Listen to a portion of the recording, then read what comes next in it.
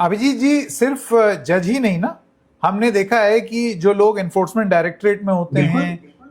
उनको भी अभी आप सीट बंगाल मिल का जाती है। बंगाल का एग्जांपल ले लीजिए। बंगाल में 90 लाख वोट डिलीट हुए। मैं देख रहा था कि ये 90 लाख वोटर 11% बनते हैं रजिस्टर्ड वोटर से, जो पिछली बार इलेक्शन में थे। और इलेक्शन और विनिंग मार्जिन जो टीएमसी और बीजेपी के बीच में जो लास्ट इलेक्शन में था वो 10% का था।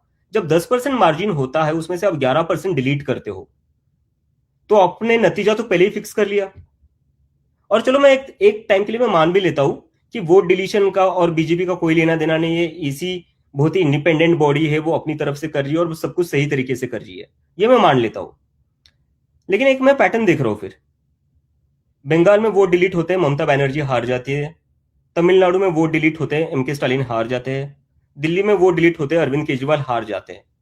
तो अगर बीजेपी की बात में मान भी लूं कि उनका वोट डिलीशन से कोई लेना देना नहीं है, हर बार ये बीजेपी को ही क्यों फेवर करता है? हर बार तो नहीं फेवर हो सकता है ना। महाराष्ट्र में, मैं महाराष्ट्र से आता हूं, मैं महाराष्ट्र के संभाजीनगर जिसको आज कहा जाता है, वहां से आता हूं।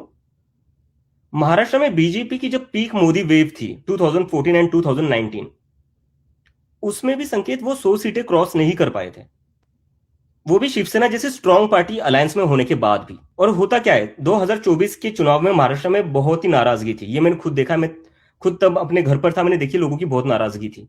2024 के चुनाव में बीजेपी को महज 9 सीटें मिलती है लोकसभा में।